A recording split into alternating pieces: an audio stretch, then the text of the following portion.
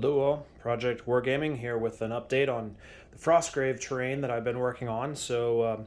Got quite a bit of work in and messed around with different effects for snow and ice, and pretty happy with how it's come out. Obviously you can see in the middle of the table here is completed tiles, and then I still have some tiles that I'm working on. I have lots more in mind, but I ran out of resin. So I'm waiting for my resin to arrive so I can start the 3D printer again and get a good group of these together so that then I can do all the painting and finishing at the same time. Anyways, really happy with how the scatter pieces turned out here.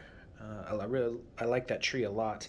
And then the ice on the water effects came out really well.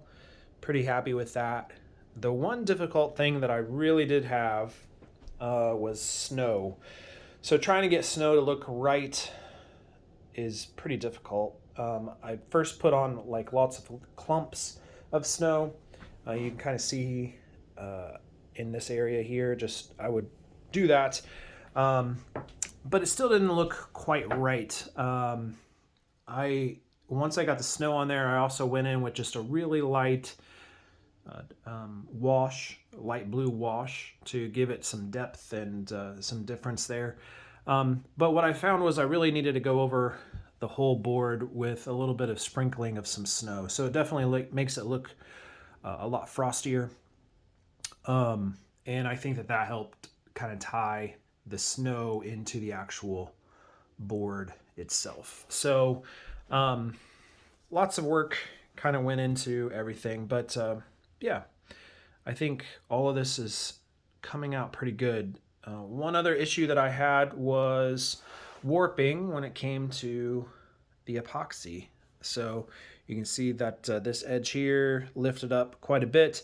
I actually had a larger lake that I had poured as well, but it just warped way too much and there was just no saving it.